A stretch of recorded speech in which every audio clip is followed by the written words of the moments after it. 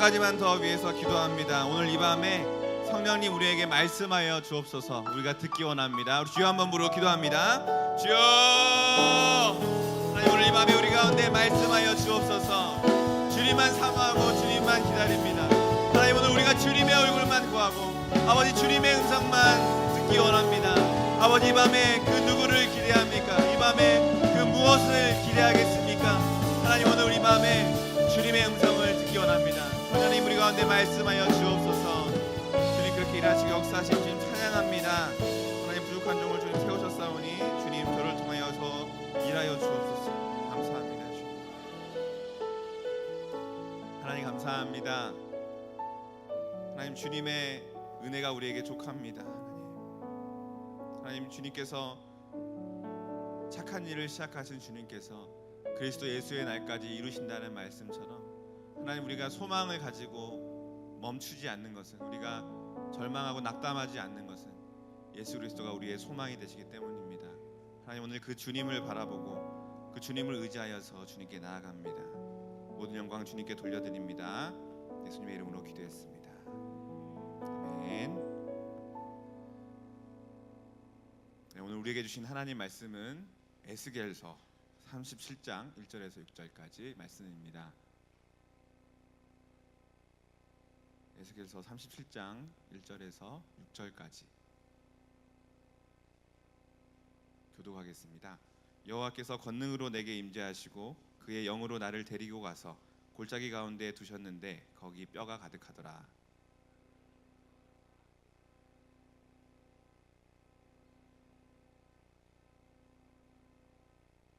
그가 내게 이르시되 인자야 이 뼈들이 능히 살 수 있겠느냐 하시기로 내가 대답하되 주 여호와여 주께서 아시나이다.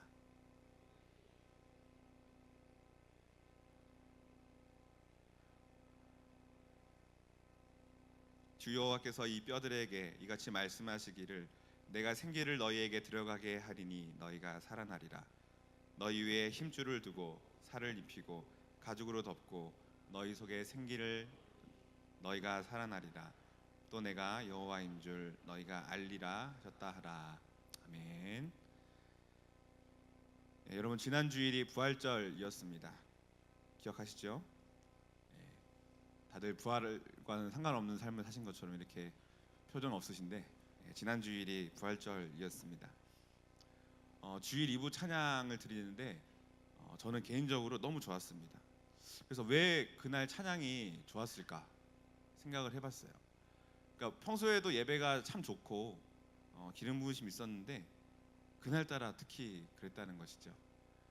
제가 찬양 인도를 잘해서 그랬다 이런 얘기를 드리는 게 아니고요. 뭐 아이들의 찬양이 뭐 유독 컸다거나 뭐 몇 분이 일어나서 찬양하니까 너무 좋았다 이런 게 아니고요. 그날 예배가 뭔가 특별했습니다. 뭔가 느껴지는 은혜가 달랐고 그래서 고민이 많이 됐습니다. 왜 이 예배 때 은혜가 있었을까? 그리고 그런 끝에 그 고민 끝에 제가 내린 결론은 이것입니다. 지난 주일 예배 때는 주님의 부활에 집중하는 예배였다라는 것입니다. 여러분 부활절인데 부활에 집중하는 게 당연한 것입니다. 그런데 그래서 은혜가 컸는데 제가 드리고 싶은 말씀은 우리가 부활절이 아니면 이 부활을 생각하지 않는다라는 것입니다. 여러분 주님이 죽으시고 부활하신 것은 부활절에만 특집으로 다루고 말 그런 이야기가 아닙니다. 여러분 우리가 평상시에 우리의 삶과 우리의 예배를 부활과 잘 연결시키지 못하는 경향이 있습니다.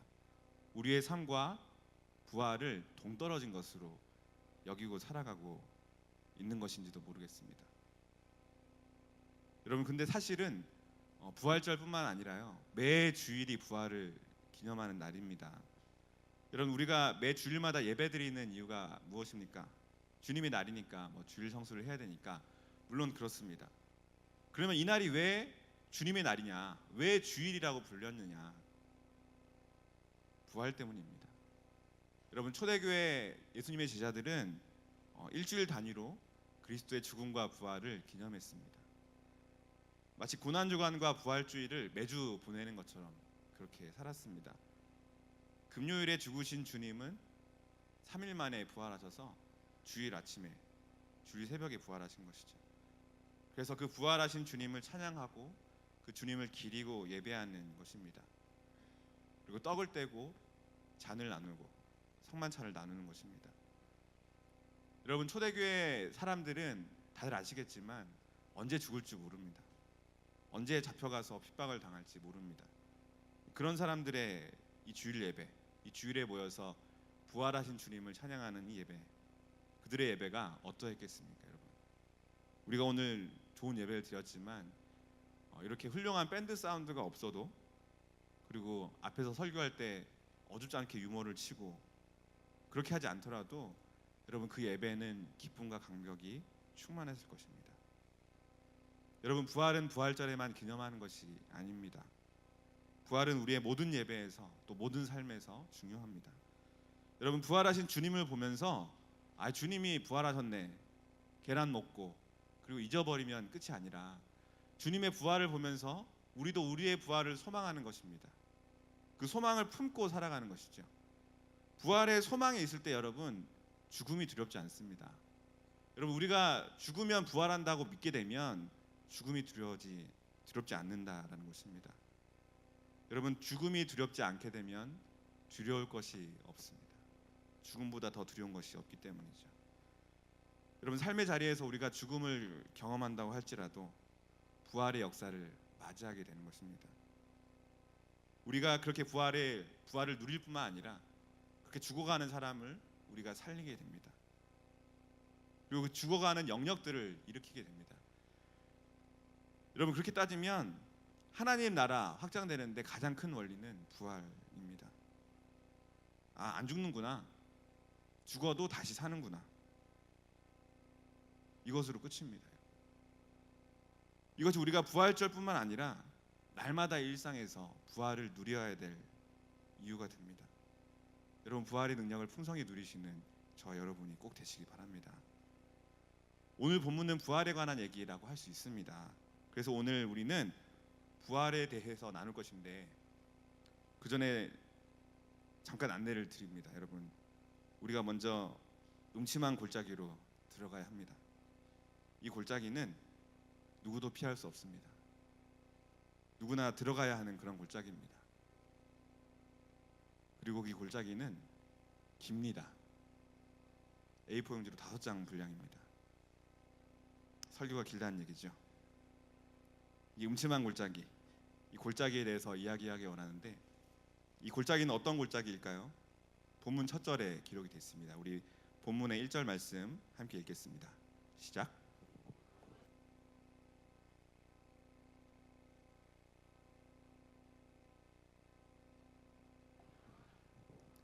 여호와께서 권능으로 임재하시고 성령으로 에스겔을 뼈가 가득한 골짜기에 두셨다고 말하고 있습니다.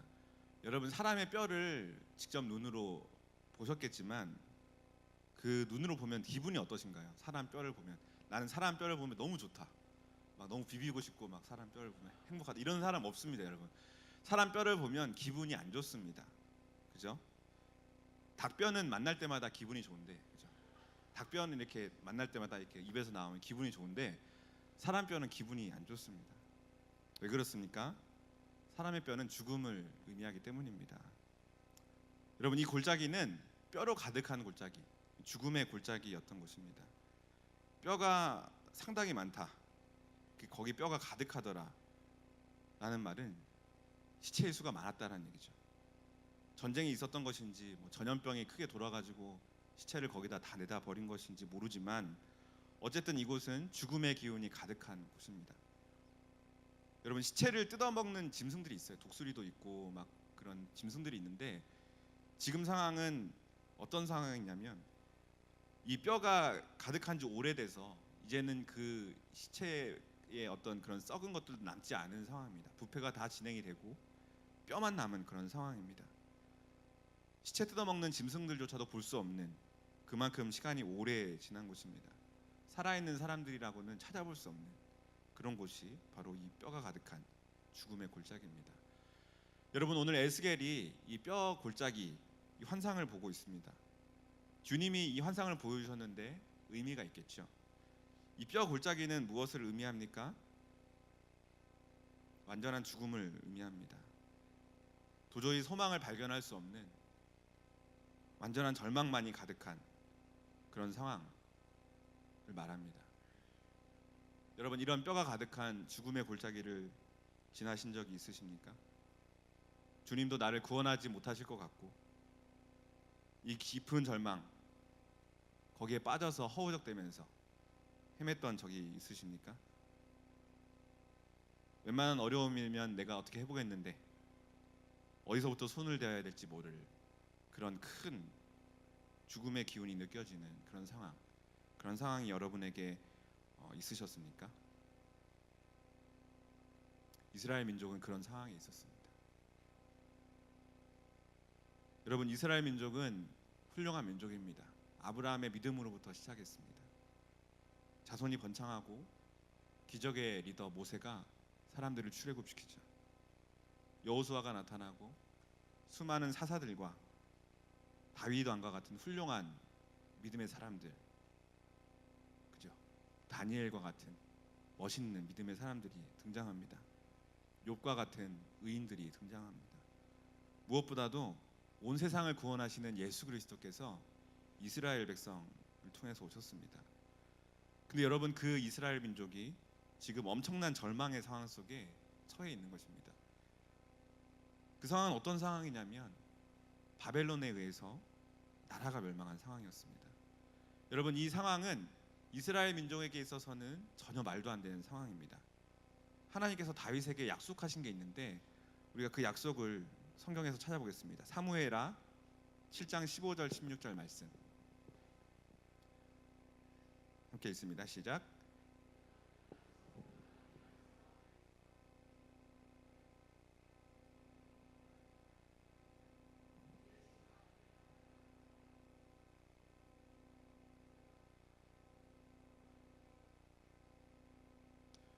이것을 다윗 언약이라고 합니다. 하나님께서 다윗에게 약속하신 언약이에요. 하나님께서 사울을 왕으로 세우셨다가 왕위에서 폐위시키시고 다윗을 다시 세우셨습니다. 그리고 나서 많은 일들이 있은 다음에 하나님께서 언약을 맺으셨는데 16절에 보면 이 다윗의 집이죠. 내 집과 내 나라가 내 앞에서 영원히 보존되겠다. 내 왕위가 영원히 경고하리라. 이렇게 말씀하셨어요. 다윗의 나라는 망하지 않는다. 이것이 이스라엘 사람들이 가지고 있던 기본적인 생각입니다. 여러분, 이스라엘 민족은 이 언약을 굳게 믿었기 때문에 이스라엘이 망할 일이 없다라고 생각했던 것입니다. 그렇다면 만약에 이스라엘이 망한다면 그것은 뭔가 잘못된 것이죠. 하나님이 계시지 않든지 아니면 하나님이 거짓말을 하셨든지 하나님이 능력이 없으시든지 하나님이 자신을 버리셨든지 뭐 그런 여러 가지 중에 하나겠죠. 그런데 진짜 그런 일이 실제로 일어난 것입니다. 망해서는 안 되는 나라가 망한 것입니다. 하나님이 자기 백성을 다른 백성에게 내어주신 것입니다. 여러분, 우리가 신약 성경에 오면 이 말씀이 이 다윗 왕조의 언약은 예수 그리스도를 통해서 성취가 됩니다. 그래서 이 말씀 자체는 이루어지는데 이스라엘 백성은 그 점을 알 수가 없었죠, 그죠? 그래서 어쨌든 이스라엘은 멸망했고 이스라엘의 왕은 두 눈이 뽑혀서 포로로 끌려갑니다.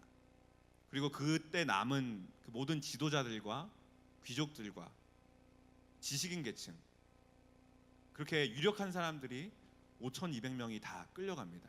그리고 그 땅에 남은 사람들은 농사짓는 사람들, 평민들밖에 남지 않은 것이죠.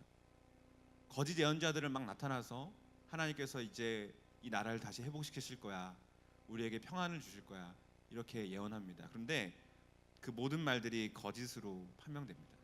여러분, 70년 동안 예루살렘이 황폐할 것이다, 예레미야가 그렇게 예언했습니다. 여러분, 나라가 망하고 포로로 끌려가서 70년이 지나면 어떤 일이 일어나겠습니까? 우리가 일제 치하에서 40여 년을 보냈는데, 그죠? 민족 말상 정책을 펼치고 창씨 개명을 하고 아예 이 한민족이라는 씨를 말리려고 하는 그런 일들이 있은 다음에 시간이 한참 지나면 우리가 독립하지 않고 지금도 일제의 식민지였다면 저는 김화평이 아니라 낙가무라로 여기 서 있을 수도 있는 것이죠. 그러면 한국이 회복되리라고 생각할 수 없는 것입니다, 여러분. 70년이 지나면 이스라엘이라는 나라가 하나님의 나라였는데 완전히 멸망하고 다시 회복될 것이라고 전혀 생각할 수 없는 그런 상황이 되는 것입니다. 여러분 70년 지나고 나라가 저절로 회복되는 그런 것을 기대할 수 없다라는 것이죠. 절대 없습니다. 그래서 이스라엘은 총체적인 절망 속에 빠질 수밖에 없는 것입니다. 근데 여러분 이게 다가 아닙니다. 여러분 이스라엘에게 소망이 없다라고 말할 때 가장 큰 이유가 있습니다. 그게 뭐냐면 이스라엘 백성들은 하나님 말씀을 듣지 않는다는 사실입니다. 여러분 이스라엘이 멸망하게 된 이유가 무엇인가? 우리 주일학교 친구들한테 물어보면 잘 압니다. 우상숭배했기 때문입니다. 이 사람들이 우상숭배를 했고 하나님을 떠났기 때문에 나라가 망했습니다. 예언자들이 매번 와서 돌아오라, 그러지 마라, 회개해라, 우상을 섬기지 마라 그렇게 외쳐도 듣지 않습니다. 왜냐하면 그래도 나라는 안 망할 거니까, 다윗 왕조는 영원할 거니까, 우리는 선택받은 하나님의 백성이니까. 그래도 뭔가 위기 상황이 있으면 뭐 사사라도 일어나서 우리를 구원해 주겠지, 다윗 왕 같은 사람이 일어나서 우리나라를 새롭게 해주겠지, 하나님의 백성이니까 하나님이 도우실 거야. 여러분 물론 하나님의 백성은 하나님이 도우십니다. 하나님이 긍휼이 많으시고 하나님이 사랑하시기 때문입니다. 그런데 전제 조건이 무엇입니까? 그들이 먼저 하나님께 돌아와야 하는 것입니다. 하나님 그렇게 말씀하신다면 그렇게 해야 하는 것이죠. 하나님께서 돌아가서 부르짖을 때 그때 하나님이 구원의 역사를 이루시는 것이죠. 여러분 사사를 그냥 일으키신 것이 아닙니다. 이스라엘 백성이 고통 가운데 신음하고 하나님께 부르짖을 때 그때 사사들이 일어나는 것이죠. 여러분 그들이 돌아오지도 않으면서 마음으로는 우상을 섬기고 있으면서 끝끝내 하나님의 말씀을 듣지 않는다? 이것이야말로 소망이 결코 없는 그런 상황인 것입니다. 여러분 이스라엘 백성들처럼 끝끝내 돌이키지 않는 이 마음을 성경에서는 굳은 마음이라고 합니다. 에스겔서 33장 31절 32절 말씀을 함께 읽겠습니다. 시작. 백성이 모이는 것 같이 내게 나아오며 내 백성처럼 내 앞에 앉아서 내 말을 들으나 그대로 행하지 아니하니 이는 그 입으로는 사랑을 나타내어도 마음으로는 이익을 따름이라. 그들은 내가 고운 음성으로 사랑의 노래를 하며 음악을 잘하는 자 같이 여겼나니 내 말을 듣고도 행하지 아니하거니와. 예, 끝입니다. 네. 여러분 굳은 마음이라는 말 들으면 애초에 그냥 귀 닫고 그냥 안 들어, 나 안 들을 거야 이렇게 하는 그런 마음을 굳은 마음이라고 생각할 수 있습니다. 그런데 우리가 방금 읽은 말씀에 따르면 이런 마음도 굳은 마음인 것이죠. 뭔가 들어요. 하나님 말씀하시면 들어요. 잘 듣고 아 말씀 좋네. 그런 다음에 그대로 행하지는 않습니다. 왜냐하면 자기 이익에 맞지 않기 때문입니다. 하나님 말씀 들을 때 뭔가 앞에서 설교하는 사람 설교 잘하시네, 뭔가 노래하는 사람처럼, 가수 보는 것처럼, 연예인 보는 것처럼 아 우리 목사님 설교 잘하시네 이렇게 듣고 그 말씀을 듣고 마음이 찔려요. 마음이 찔려서 아 오늘 말씀 너무 좋았다 막 울고, 근데 변화가 없는 겁니다. 그러면 그 다음 주에 와서 또 찔려요. 또 변화가 없습니다. 그렇게 살지 않아요. 왜 그렇습니까? 마음으로 이익을 따르기 때문입니다. 입으로는 사랑한다고 말을 해도 우상을 포기할 수 없는 것입니다. 왜 그렇습니까? 왜 우상을 포기할 수 없습니까? 하나님을 온전히 붙들지 못해서 그렇습니다. 왜 하나님을 온전히 붙들지 못합니까? 하나님을 잘 모르기 때문입니다. 여러분 이스라엘 백성이 태생의 몹쓸 놈들입니까? 그렇지 않습니다. 아까 우리가 나누었지만 아브라함부터 훌륭한 사람들이 많이 있습니다. 그래서 여러분 우리가 이 이스라엘 백성들의 마음을 조금 헤아려 볼 필요가 있습니다. 여러분 에스겔서를 쭉 읽어보면 에스겔서가 어렵습니다. 근데 그래도 조금씩 우리가 이해할 수 있는 부분들을 위주로 가다 보면 이스라엘 백성들의 멘트들이 있습니다. 이들이 하는 말들이 있는데 어떤 말이냐면 지금 상황은 포로로 끌려가는 상황이죠. 우리가 이 포로로 끌려간 상황은 쉽지 않은 상황이라고 쉽게 짐작할 수 있습니다. 그들이 뭐라고 말하냐면 그 마음속에 상처와 아픔이 있기 때문에 하나님이 우리를 버리셨다라고 말합니다. 하나님이 우리를 돌보지 않으신다. 하나님 불공평하시다. 이렇게 말하는 것입니다. 아니, 우리는 죄 지은 게 없고 우리 아버지 세대가 우상 숭배해가지고 벌 받는데 왜 우리 자녀 세대까지 벌을 받아야 되냐, 이런 말 합니다. 여러분, 지금 하나님의 말씀과 하나님이 예언자들 통해서 이스라엘 백성에게 하시는 말씀과 이스라엘 백성이 마음에 있는 대로 이야기하는 이 이야기가 전혀 의사소통이 되지 않는다고 느끼지 않으십니까? 하나님은 하나님대로 말씀하시고 백성은 백성대로 딴 얘기하고 있는 겁니다. 하나님과 이스라엘 백성 사이에 오해와 불통이 발생하고 있는 것입니다. 여러분, 여기서 이 상황에서 하나님이 이스라엘 백성의 마음을 모르시지 않습니다. 근데 이스라엘 백성은 하나님의 마음을 모릅니다. 그렇기 때문에 하나님보다 우상을 택하는 겁니다. 여러분, 이스라엘 백성이 하나님의 마음을 조금이라도 알았다면 우상을 택하지 않았을 것입니다. 그러나 하나님의 마음보다 내 상처가 더 큰 것이죠. 내 아픔이 더 크고, 그래서 하나님을 선택하지 않는 것입니다. 하나님을 선택하되 우상 다음으로 선택하는 것입니다. 우상을 섬기면 뭔가 마음의 위로라도 받을까? 이집트의 신을 섬기면 바벨론으로부터 우리를 독립시켜 줄까? 풍요의 신을 섬기면 지긋지긋한 먹고 사는 문제를 해결해 줄까? 쾌락의 신을 섬기면 내 거지 같은 인생도 뭔가 행복해질까? 근데 여러분, 이 모든 것들을 알고 보면, 다 따지고 보면 자기 이익인 것입니다. 그리고 그 이익을 따라가다 보면 결국 우상 앞에 다다른다는 것입니다. 여러분, 이스라엘의 우상 숭배는 이 시대의 가장 최고점을 찍습니다. 아예 주님의 성전에다가 우상을 세워놓고 절을 합니다. 벽에다가는 갖은 벌레 같은 것들을 그려놓고 그게 신이라고 절을 하고, 다른 신이 죽었네 하면서 울고, 성전을 등지고 앉아서 태양신한테 예배합니다. 여러분, 이게 어떤 느낌인지 우리가 피부로 와닿게 비유로 풀어드리면 이렇습니다. 남편이 일하러 나갔다가 집에 들어왔는데 아내가 다른 남자랑 같이 있는 거예요. 여러분, 근데 그것보다 훨씬 더 심각한 상황이 지금 이 상황입니다. 여러분, 우상숭배 이야기를 하고 있는데, 여러분 우상숭배 이야기를 너무 많이 들으셨을 겁니다. 그죠? 여러분, 우상숭배 하지 말아야지, 그렇죠? 익숙하시고 하지 않아야 된다는 거 압니다. 근데 아니면 우상숭배 안 하면 되는 거 아닌가? 안 할 건데 왜? 안 할 건데 왜 자꾸 이야기하고 그러지? 근데 여러분, 아내의 일은 남편 입장에서 헤아려 보십시오. 우상숭배를 내 관점에서 보지 마시고 하나님 관점에서 한번 생각해 보십시오. 하나님 마음이 얼마나 찢어지는지 상상이 가십니까? 여러분, 하나님이 뭐가 아쉽고 뭐가 부족해서 그 허름한 성전에 거하시면서 갖다 바치는 짐승 냄새나 맡으면서 그 뭐 피가 뭐가 좋다고 제사를 받고 계시겠어요? 하나님이 뭐 때문에 그렇게 하고 계십니까? 하나님이 짐승 제물 사랑하시는 게 아니시잖아요.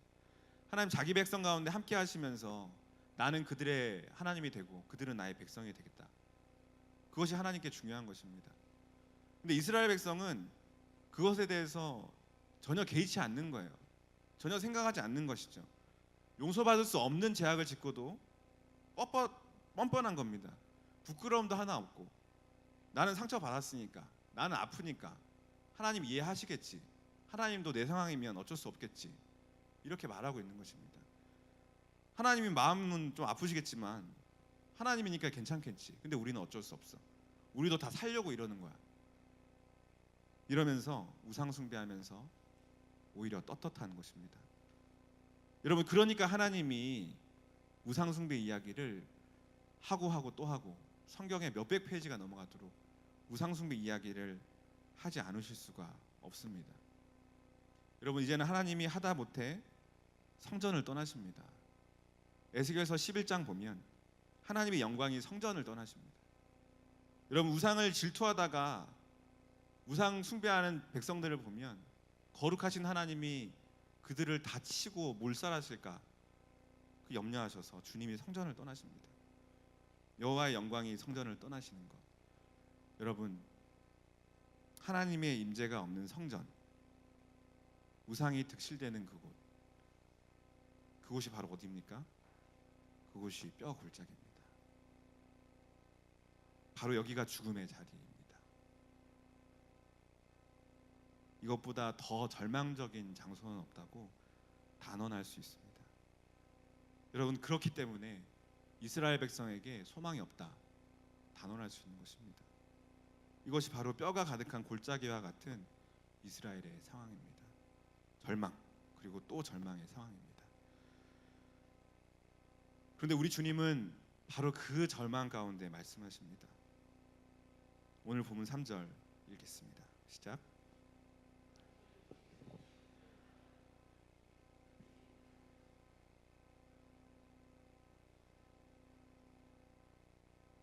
여러분, 인자는 에스겔을 말합니다. 에스겔아, 이 뼈들이 능히 살 수 있겠느냐? 여러분, 어떻습니까? 우리가 이때까지 절망에 대해서 계속 얘기해 왔습니다. 이게 해결될까요? 여러분, 우상 숭배 안 한다고 했잖아요. 우리가 많이 결단했잖아요. 근데 또 하잖아요. 해결됩니까? 해결될 수 있을까요? 이게 반전이 되겠습니까? 새롭게 되겠습니까? 이게 회복이 되는 게 가능할까요? 여러분, 가능합니까? 가능하지 않습니까? 이 뼈들이 능히 살 수 있겠습니까?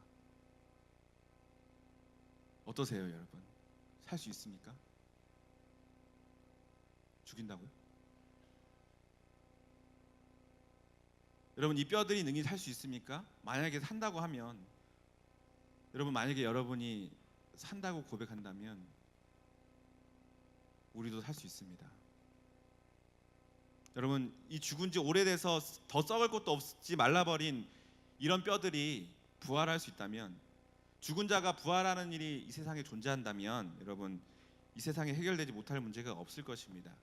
우리에게 능치 못할 일이 없겠죠. 그런데 여러분, 오늘 본문은 확실하게 보여주고 있습니다. 이 뼈들은 살아납니다. 죽은 지 오래된 사람들이 일어납니다. 여러분, 없던 근육이 생깁니다. 힘줄과 피부가 생겨납니다. 여러분, 이 뼈들은 살아납니다. 여러분, 소망은 자기 자리가 없어도 기가 막히게 비집고 들어와서 자기 자리를 만듭니다. 모든 것이 끝나고 모든 것이 패배하고 그런 상황에서도 항상 대역전극이 우리에게 준비되어 있습니다. 여러분, 실패가 크죠? 실패가 크면 클수록 반전은 더욱 커집니다. 여러분, 패배가 어마어마할수록 회복은 그 이상으로 큰 것입니다. 여러분, 사람의 힘이 멈춘 그곳이 바로 하나님께서 일하시는 시작점이 된다라는 것입니다. 에스겔이 대답합니다. 주 여호와여, 주께서 아시나이다. 주님, 이 뼈들이 죽고 사는 것 주님만 아십니다. 아실 뿐만 아니라 주님이 이 모든 것을 주관하십니다. 주님만이 죽음에서 사람을 살리실 수 있는 분이십니다. 이 모든 것이 주님께 달려 있습니다. 여러분, 우리는 잘 모릅니다. 우리는 죽음에서 어떻게 살아날 수 있는지 모릅니다. 우리는 주님이 어떻게 일하시는지 모릅니다.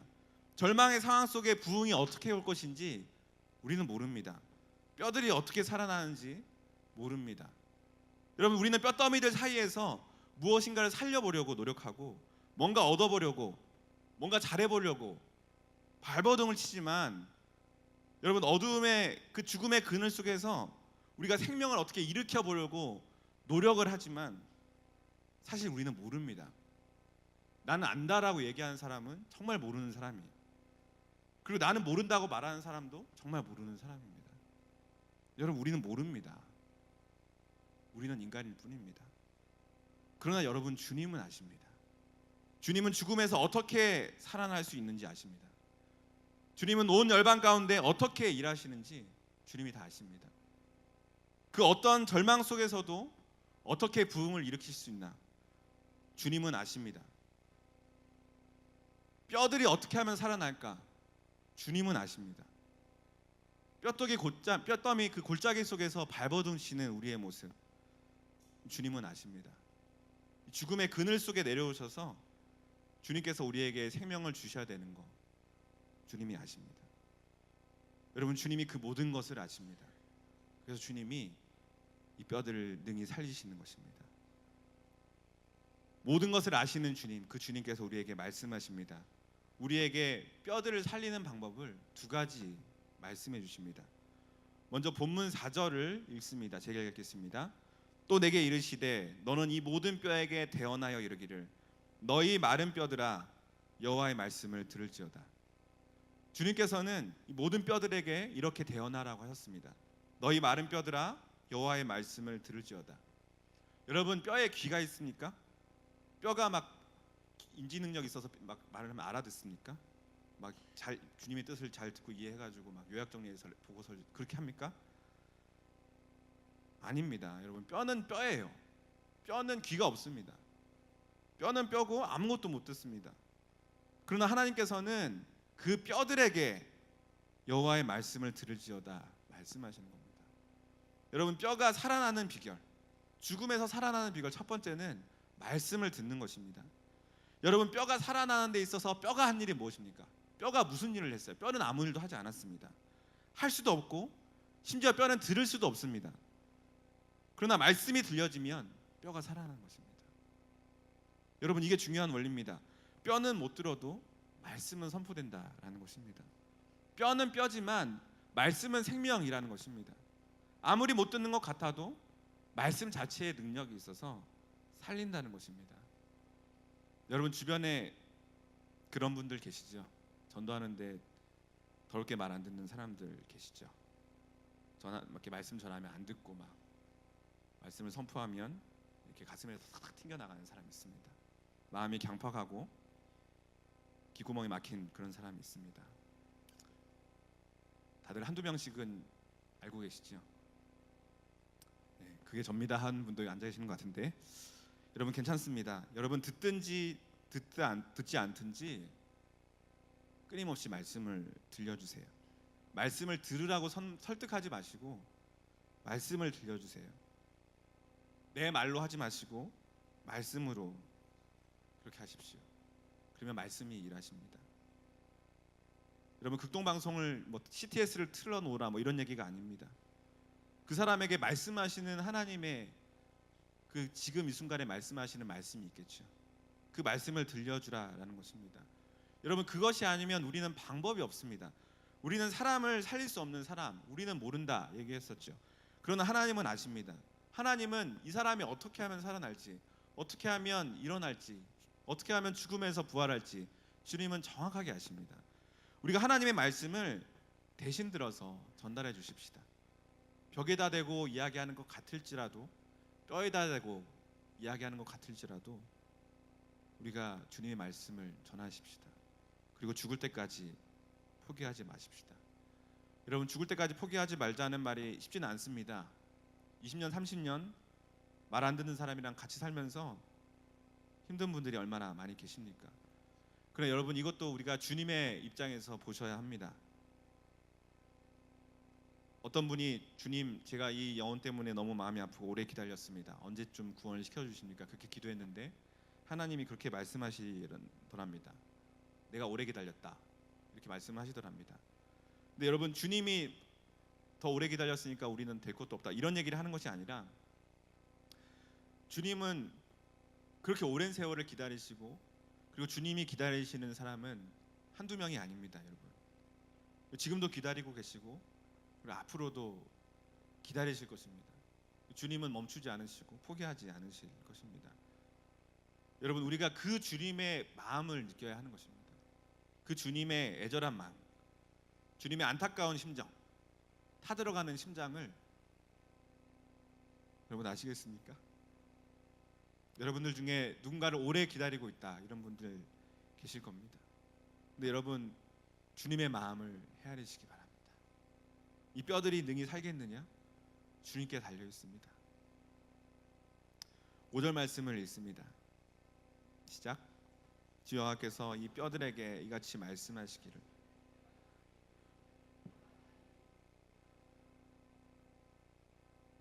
뼈가 살아나는 두 번째 비결이 여기 있습니다. 바로 생기가 들어가게 한다라는 것입니다. 여러분, 하나님의 흔들리지 않는 약속이 있습니다. 여러분, 말씀하시면 그대로 이루어지는 이 말씀이 여기 있습니다.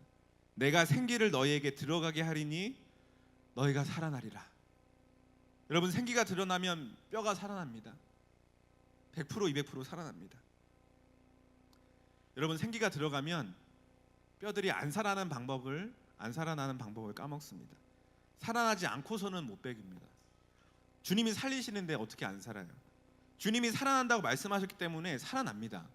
여러분, 이 진리를 꼭 믿으실 수 있기 바랍니다.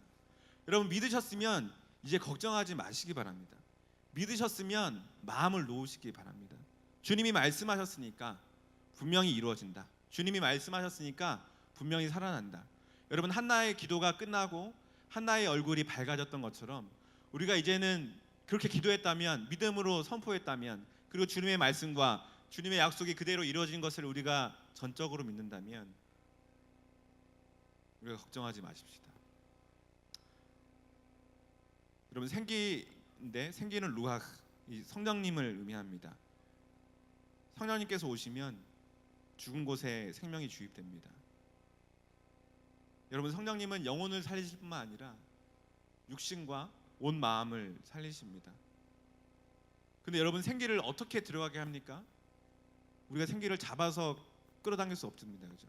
생기가 어떻게 하면 들어가게 됩니까? 우리가 심호흡을 깊게 하면 되겠습니까? 그렇지 않습니다.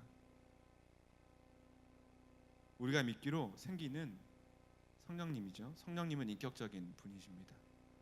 또 성령님은 겸손하신 분이십니다. 교만을 싫어하시는 분이시죠. 그래서 우리는 겸손하게 그분을 초청해야 하는 것입니다. 그분이 싫어하시는 교만을 내팽겨치고 듣지 않으려는 마음을 정직하게 고백하면서 그분을 모시는 것입니다. 여러분, 본문에 없지만 37장 9절 말씀을 제가 읽어드리겠습니다. 또 내게 이르시되 인자야 너는 생기를 향하여 대언하라. 생기에게 대언하여 이르기를 주 여호와께서 이같이 말씀하시기를 생기야 사방에서부터 와서 이 죽음을 당한 자에게 불어서 살아나게 하라 하셨다 하라. 여러분, 뭔가 이제 에스겔이 생기한테 뭔가 생기야 좋은 말로 할 때 사방에서 불어와라 이렇게 명령하는 것 같은 그런 느낌이지만 이게 에스겔이 외국 사람이라서 존댓말을 몰라서 그렇습니다. 여러분, 우리가 이 말을 다시 한번 표현하면 뭔가 생기를 우리가 끌고 와서 우리가 명령해서 어떤 생기를 조정하는 것이 아닙니다. 우리가 겸손하게 이 생기이신 성령님을 초청하는 것이죠. 성령님 사방에서부터 와서 이 죽음을 당한 자에게 불어서 살아나게 해주십시오. 우리가 이렇게 표현하는 것입니다. 여러분, 중요한 것은 무엇입니까? 대화라는 것입니다. 생기가 혼자서 충분히 살 수 있지만 성령님께서 일하시면 이 온 열방이 자동으로 살아나겠지만, 그러나 하나님은 에스겔을 통해서 일하시기 원하셨던 것입니다. 에스겔을 예언자로 부르시고 이스라엘에게 말씀을 하시는 그 통로로 삼으신 주님께서 지금 에스겔의 입술로서 이스라엘 백성을 살리시기 원하신다는 것입니다. 여러분, 이것이 우리가 해야 할 일입니다. 생기가 죽음 가운데 불어오도록 대언하는 것입니다. 여러분, 물론 우리는 예언자가 아니고 예언이나 이 대언하는 것은 함부로 해야 할 그런 것은 아닙니다. 그러나 여러분, 눈앞에 죽어가는 영혼이 있는데 우리가 부르심을 체크하고 뭔가 사명을 확인하고 하나님의 음성을 깊이 듣고 이럴 시간이 있습니까? 우리 유철 선교사님께서 그렇게 말씀하셨지 않습니까? 당장 사람이 물에 빠져가는데 그 사람 살리는 게 우선이지, 그죠? 여러분, 우리가 하려는 것은 예언자 흉내를 내자 이것이 아니라 영혼을 살리자는 것입니다. 생기가 드러나면 사는데 대언하지 않았기 때문에 그 영혼이 죽었다, 그런 결론을 맞이한다면 우리가 많이 슬플 거예요. 그래서 우리는 꼭 대언해야 합니다. 오늘 우리는 그렇게 기도할 것입니다. 하나님의 생기가 우리를 살리심을 믿는 저와 여러분이 되시기 바랍니다. 여러분, 주님께서 뼈에 대해서 말씀하라고 하셨습니다. 그리고 생기에 대해서 대언하라고 하셨습니다. 근데 여러분, 이 두 가지 방법, 말씀과 생기, 근데 이 두 가지는 사실 하나입니다. 요한복음 6장 63절 말씀을 보겠습니다. 요한복음 6장 63절 시작.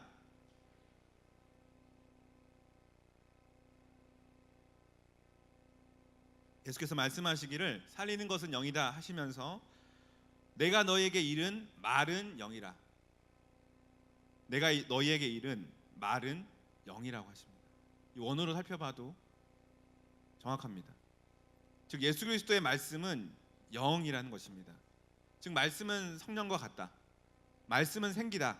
우리는 이런 결론에 도달할 수 있는 것입니다. 여러분 그러면 뭐 두 개가 똑같으니까 둘 중에 하나만 잘하면 되겠지 이렇게 생각하시는 분이 계실 것 같은데 성경만 뭐 들었다하면 말씀만 열심히 읽으면 되겠지 아니면 성령 집회만 다니면 되겠지 이렇게 극단적으로 하나만 선택하시는 그런 분이 계실 것 같은데 그러면 절대로 안 됩니다. 여러분 수레가 가는데 바퀴가 한쪽만 있으면 제자리를 빙빙 돌 수밖에 없습니다. 여러분 둘 중에 하나라도 부족하면 안 됩니다. 차는 너무나 멋있고 성능이 좋은데 기름이 없으면 어떻게 됩니까? 가지 않습니다. 여러분 빠른 속도로 달리는 차에서 안에 있는데 핸들이 없으면 어떻게 됩니까? 사고가 납니다. 그러니까 어떻게 해야 되냐? 둘 다 친하게 지내야 됩니다. 여러분 말씀과 성령 어느 것 하나 어느 분 하나 놓치면 안 됩니다. 말씀을 읽으면서 성령님께 가르쳐 주십시오. 기도해야 되고요. 그리고 말씀을 암송하고 또 기도할 때 떠올리면서 기도해야 됩니다. 여러분 하나님이 시키시면 기도하다가도 그 뼈 같은 사람을 향해서 대언하기도 하고 그렇게 기도하다 보면 여러분 그 영혼이 살아나는 것을 우리가 분명히 보게 될 것입니다. 오늘 본문의 마지막 구절을 읽고 말씀을 마무리해 가려고 합니다. 6절 말씀입니다. 너희 위에 힘줄을 두고 살을 입히고 가죽으로 덮고 너희 속에 생기를 넣으리니 너희가 살아나리라. 또 내가 여호와인 줄 너희가 알리라 하셨다라. 여러분 우리는 지금 절망의 깊은 골짜기를 길게 지나왔습니다.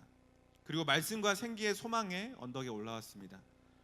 여러분 우리가 죽음을 이기고 부활하신 주님을 찬양했고 우리도 죽음을 이기고 부활할 거라는 소망을 가졌습니다. 그런데 그 목적이 무엇입니까? 여러분 죽었다가 살아났습니다. 그러면 뭘 하는 겁니까? 그 부활 이유는 무엇입니까? 하나님은 왜 우리를 구원하셨습니까? 하나님은 왜 죄인들을 구속하실까? 오늘 본문에는 그 모든 근원적인 질문들에 대한 답변을 이렇게 기록하고 있습니다. 내가 여호와인 줄 너희가 알리라. 여러분 여호와 하나님을 아는 것 이것이 우리의 인생뿐만 아니라 우리의 공동체뿐만 아니라 온 열방이 달려가야 할 그리고 이 세상에서뿐만 아니라 이 영원한 하나님의 나라에서 우리가 누려야 할 유일한 기쁨이자 최고의 가치입니다. 여러분 주님을 안다 여호와인 줄 안다 하는 표현은 그런 말입니다. 하나님을 하나님으로 인정한다라는 것입니다. 다른 시시껄렁한 우상들 싹싹 털어서 내다버리고 오직 하나님만 인정하는 것 그것이 하나님을 안다라는 것입니다. 또 주님께서 여호와이신 줄을 안다라는 표현은 하나님과의 관계 안에서 그 성품을 안다는 것을 의미합니다. 여러분 하나님은 거룩하신 분이십니다. 하나님은 의로우시면서 하나님은 선하신 분이십니다. 하나님은 진실하시고 노하기를 더디하시는 분이십니다. 하나님은 좌우로 치우치지 않으시는 분이십니다. 하나님은 사랑이십니다. 여러분 하나님 이렇게 좋은 분이신데 우리가 하나님을 알아간다는 것은 너무나 행복한 일일 수밖에 없습니다. 여러분 세상은 우리를 속이고 착취합니다. 우상은 우리가 당장 원하는 그 욕구를 만족시켜주는 것 같지만 그 결과적으로 허무하게 됩니다. 우리는 가지고 또 가지지만 만족할 수 없습니다. 그러나 하나님은 우리에게 참된 행복을 주시는 분이십니다. 여러분 우리가 세상에서 살려면 적당히 거짓말도 해야 되고 적당히 눈치도 보고 적당히 속지 않고 적당히 머리도 굴리고 적당히 정직하게 적당히 대충 적당히 성실하게 이렇게 살아야 됩니다. 그러나 여러분 세상에서 그렇게 하면 어느 정도 살아갈 수 있겠죠. 그런데 하나님 우리에게 그렇게 천년만년 사는 것보다 그 하나님을 알고 그 하나님의 장막에서 하루를 살아가는 것 그것이 훨씬 평안하고 그것이 훨씬 행복하다라는 것을 지금 가르쳐주기 원하십니다.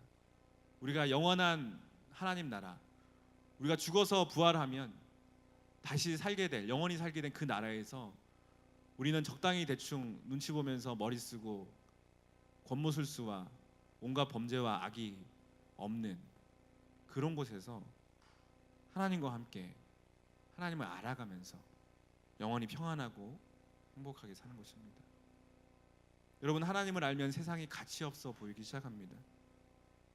그러나 하나님의 시선이 세상에 있는 영혼에게 있기 때문에 우리도 하나님을 알면 그 하나님의 시선으로 세상을 보게 됩니다.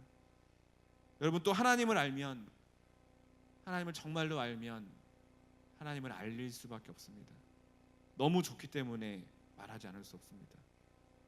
여러분 하나님을 알면 그분을 더 알고 더 닮고 싶다, 이런 열망이 싹 틉니다. 여러분, 또 하나님을 안다는 것은 하나님을 오해하지 않는 것입니다. 하나님이 나 버렸네, 내가 죄도 안 지었는데 나를 벌하시네, 하나님 나와 함께하지 않으시네, 이런 오해를 하지 않는 것입니다. 하나님을 내 잣대로 판단하지 않는 것입니다. 여러분, 또 하나님을 안다는 것은 진리가 아닌 것들에 속지 않는다는 것입니다. 여러분, 하나님은 전지전능하시고 어디에나 계십니다. 하나님은 영원히 스스로 계시는 유일하신 분이십니다. 하나님은 온전하시고 하나님은 변함이 없으십니다. 하나님은 지혜로우시고 하나님은 무한하신 분이십니다. 하나님은 장래일을 미리 다 아시는 분이십니다.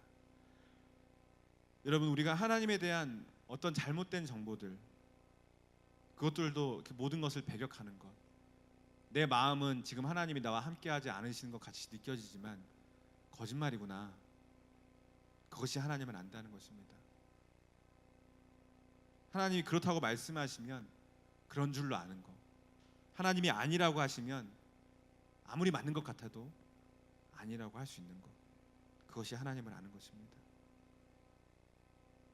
여러분, 하나님을 아는 것은 끝이 없는 것입니다. 한 여자를 만나서 알아가는 것도, 평생 알아가는 것도 끝이 없어 보이지만 하나님을 아는 것은 더욱더 끝이 없습니다. 여러분, 평생 새롭게 이해하고 새롭게 알아가는 것들이 많습니다.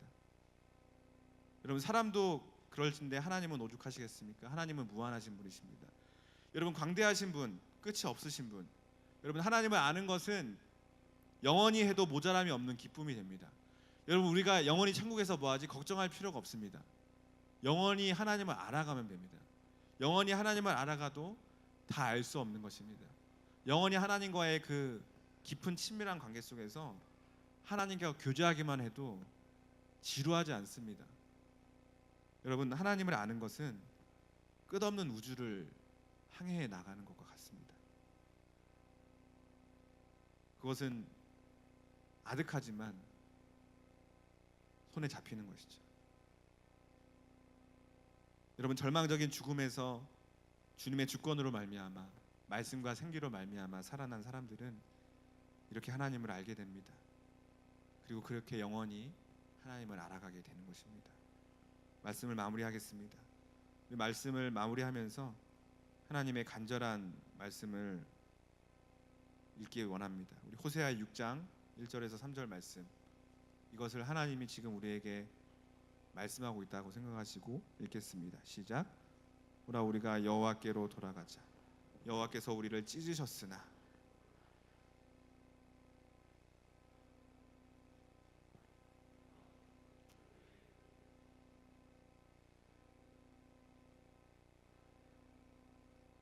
그러므로 우리가 여호와를 알자. 힘써 여호와를 알자. 그의 나타나시면 새벽빛 같이 어김없나니 비와 같이 땅을 적시는 늦은 비와 같이 우리에게 임하시리라 하니라. 아멘. 여러분, 예수께서 부활하신 기쁨이 일주일도 가지 않아서 속상하셨습니까? 아니면 원래 그런 거지 하고 기대도 하지 않으셨습니까? 그러나 여러분, 주님은 우리의 삶 가운데서 부활을 누리게 하기 원하십니다. 여러분, 우리가 마지막 날 죽으면 실제로 몸이 부활해서 영원한 하나님 나라에 가는 거, 하나님을 알아가는 거, 주님이 그것을 기다리시고 고대하고 계십니다. 여러분, 어떤 절망이라도 괜찮습니다. 그 어떤 어려움과 고난도 괜찮습니다. 여러분, 당장 오늘 기도해서 그 절망이 해결되지 않을 수도 있고 당장 벗어나지 못할 수도 있습니다.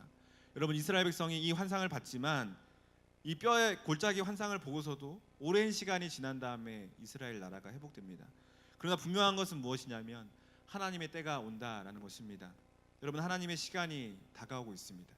지금도 1초 1초 하나님의 그 때가 다가오고 있습니다. 여러분, 우리에게 분명한 소망이 있는 것입니다. 여러분, 주님의 말씀과 성령의 역사하심이면 죽음이 떠나갑니다.